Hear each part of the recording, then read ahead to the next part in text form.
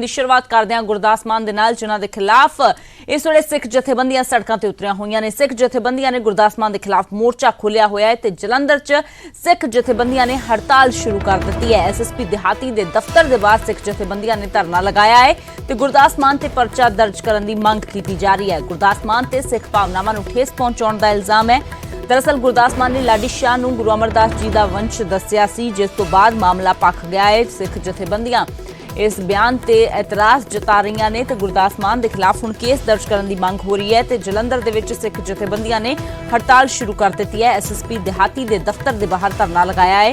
गुरदास मान ते परचा दर्ज करने की मंग की जा रही है। सिख जथेबंदियां का कहना है कि साडी तीजे गुरु अमरदास जी के नाल लाडी शाह की तुलना करके सिख धर्म नूं अपमानित करने की कोशिश गुरदास मान दे वल्लों की गई है। इसे दे चलदियां हुण गुरदास मान के खिलाफ केस दर्ज करने की मंग नूं लैके सिख जथेबंदियां ने एसएसपी दिहाती के दफ्तर बाहर धरना लगा दिता है।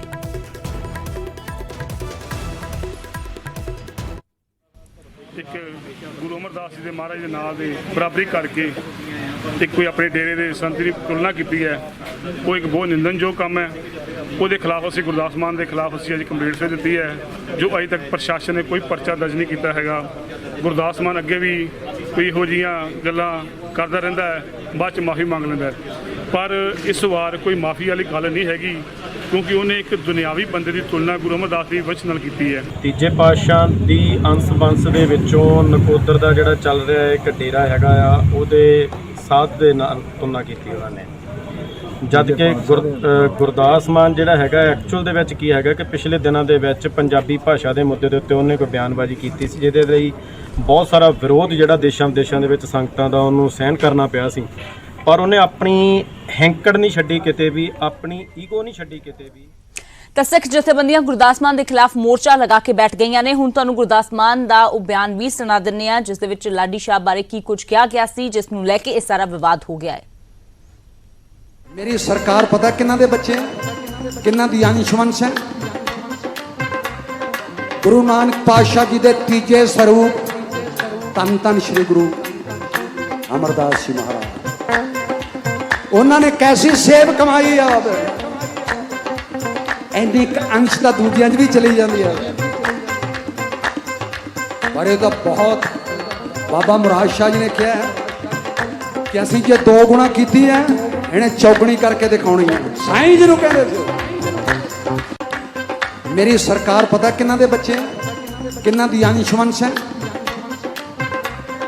गुरु नानक पातशाह जी दे तीजे स्वरूप धन धन श्री गुरु अमरदास जी महाराज, उन्होंने कैसी सेव कमाई आप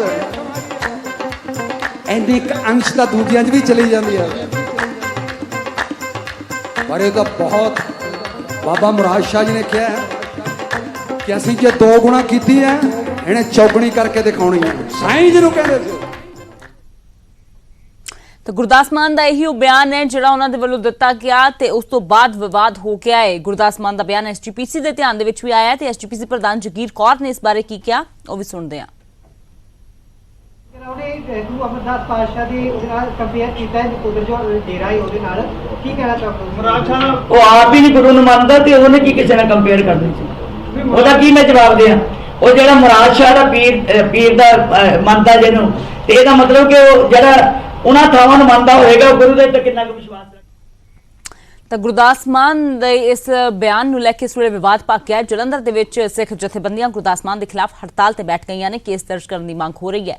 तो उधर गल करते हैं एसजीपीसी के एक वड्डे फैसले की। हुण विदेशों के विच भी श्री गुरु ग्रंथ साहिब जी के पावन स्वरूप की छपाई होवेगी। जी हाँ, एसजीपीसी के वल्लों यह फैसला लिया गया है। पहला पंजाब तो ही पावन स्वरूप विदेशों के विच जांदे सी ते हुण एसजीपीसी प्रधान जगीर कौर के मुताबिक जो विदेशों के विच प्रिंटिंग प्रैस लगणगियां, स्वरूप ले जाण दे विच भी उन्होंने कहा कि वड्डा खर्चा हुंदा है, इसलिए जो हुण जिम्मेवारी है वो विदेशों के विच भी सौंप दी जाएगी कि उत्थे ही हुण पावन स्वरूप जो तैयार हो जाणगे जिहड़े कि पहलां पंजाब तो जांदे सी।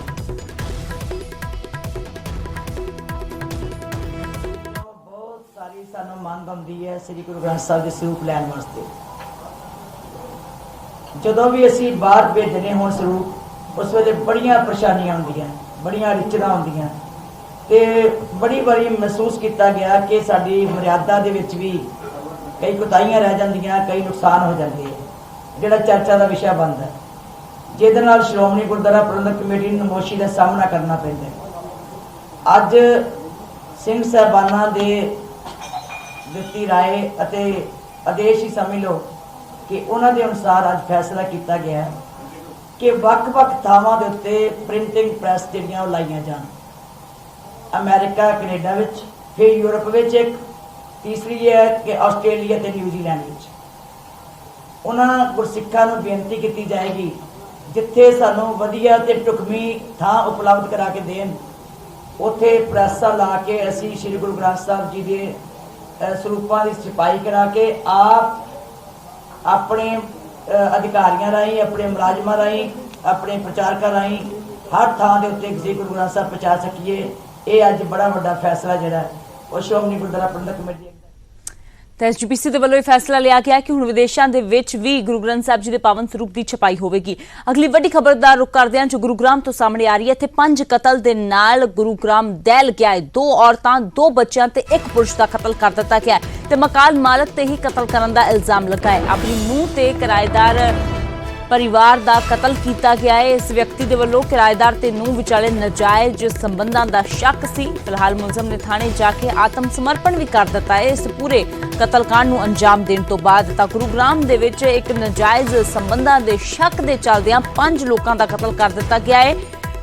ਇੱਕ ਆਪਣੀ ਨੂੰਹ ਦਾ ਕਿਰਾਏਦਾਰ ਦੇ ਨਾਲ ਨਾਜਾਇਜ਼ ਸੰਬੰਧਾਂ ਦਾ ਸ਼ੱਕ ਮਕਾਨ ਮਾਲਿਕ ਨੂੰ ਸੀ, ਪਰ ਨੂੰਹ ਤੇ ਕਿਰਾਏਦਾਰ ਦੇ ਸਮੇਤ 2 ਬੱਚਿਆਂ ਅਤੇ ਇਹ 2 ਔਰਤਾਂ ਦਾ ਨਾਲ 1 ਪੁਰਸ਼ ਦਾ ਕੁੱਲ ਮਿਲਾ ਕੇ 5 ਲੋਕਾਂ ਦਾ ਕਤਲ ਜੋ ਕਰ ਦਿੱਤਾ ਗਿਆ ਤਾਂ ਇਸ ਵੇਲੇ ਗੁਰੂਗ੍ਰਾਮ ਦੇ ਵਿੱਚ ਸਨਸਨੀ ਫੈਲੀ ਹੋਈ ਹੈ। ਮਾਹੌਲ ਇਸ ਵੇਲੇ ਕਾਫੀ ਜ਼ਿਆਦਾ ਦਹਿਸ਼ਤ ਦਾ ਬਣਿਆ ਹੋਇਆ ਹੈ 5 ਲੋਕਾਂ ਦੇ ਕਤਲ ਤੋਂ ਬਾਅਦ ਤੇ ਹੱਤਿਆ ਤੋਂ ਬਾਅਦ। ਹਾਲਾਂਕਿ ਇਸ ਤੋਂ ਪਹਿਲਾਂ ਕਿ ਪੁਲਿਸ ਮੁਲਜ਼ਮ ਦੀ ਭਾਲ ਕਰਦੀ, ਮੁਲਜ਼ਮ ਨੇ ਖੁਦ ਹੀ ਜਾ ਕੇ ਆਤਮ ਸਮਰਪਣ ਕਰ ਦਿੱਤਾ ਹੈ। ਤਾਂ ਆਪਣੀ ਨੂੰਹ ਅਤੇ ਕਿਰਾਏਦਾਰ ਦੇ ਵਿੱਚ ਨਾਜਾਇਜ਼ ਸੰਬੰਧਾਂ ਦਾ ਸ਼ੱਕ ਇਸ ਮਕਾਨ ਮਾਲਿਕ ਨੂੰ ਸੀ। ਗੁਰੂਗ੍ਰਾਮ ਦੇ ਰਜਿੰਦਰ ਪਾਰਕ ਦਾ ਇਹ ਪੂਰਾ ਮਾਮਲਾ ਹੈ। ਅੱਜ ਤੜਕਸਾਰ ਉੱਥੇ ਇਹ ਘਟਨਾ ਵਾਪਰੀ ਹੈ। 5 ਲੋਕਾਂ ਦਾ ਕਤਲ ਕਰ ਦਿੱਤਾ ਗਿਆ ਹੈ ਇੱਕ ਮਕਾਨ ਮਾਲਿਕ ਦੇ ਵੱਲੋਂ ਆਪਣੇ ਕਿਰਾਏਦਾਰਾਂ ਦਾ, ਕਿਉਂਕਿ ਕਿਰਾਏਦਾਰ ਦੇ ਨਾਲ ਨੂੰਹ ਦੇ ਨਾਜਾਇਜ਼ ਸੰਬੰਧਾਂ ਦਾ ਉਸਨੂੰ ਸ਼ੱਕ ਸੀ। ਪਰ ਸਿਰਫ ਨੂੰਹ ਅਤੇ ਕਿਰਾਏਦਾਰ ਨੂੰ ਹੀ ਨਹੀਂ ਮੌਤ ਦੇ ਘਾਟ ਉਤਾਰਿਆ ਗਿਆ, ਬਲਕਿ 2 ਬੱਚਿਆਂ ਨੂੰ, ਮਾਸੂਮ ਬੱਚਿਆਂ ਨੂੰ ਵੀ ਮੌਤ ਦੇ ਘਾਟ ਉਤਾਰਿਆ ਗਿਆ ਹੈ। ਇਸ ਤੋਂ ਇਲਾਵਾ ਇੱਕ ਹੋਰ ਜੋ ਔਰਤ ਹੈ ਉਸ ਦਾ ਕਤਲ ਕੀਤਾ ਗਿਆ ਹੈ। ਤਾਂ ਇੱਕ ਪੂਰਾ ਪਰਿਵਾਰ ਜਿੱਥੇ ਖਤਮ ਕਰ ਦਿੱਤਾ ਇਸ ਵਿਅਕਤੀ ਨੇ, ਉੱਥੇ ਹੀ ਆਪਣੀ ਨੂੰਹ ਦਾ ਵੀ ਕਤਲ ਇਸ ਵਿਅਕਤੀ ਦੇ ਵੱਲੋਂ ਕੀਤਾ ਗਿਆ ਹੈ ਤੇ ਉਸ ਤੋਂ ਬਾਅਦ ਥਾਣੇ ਦੇ ਵਿੱਚ ਜਾ ਕੇ ਇਸ ਵਿਅਕਤੀ ਨੇ ਆਤਮ ਸਮਰਪਣ ਕਰ ਦਿੱਤਾ। ਗੁਰੂਗ੍ਰਾਮ ਦੇ ਰਜਿੰਦਰ ਪਾਰਕ ਦਾ ਇਹ ਪੂਰਾ ਮਾਮਲਾ।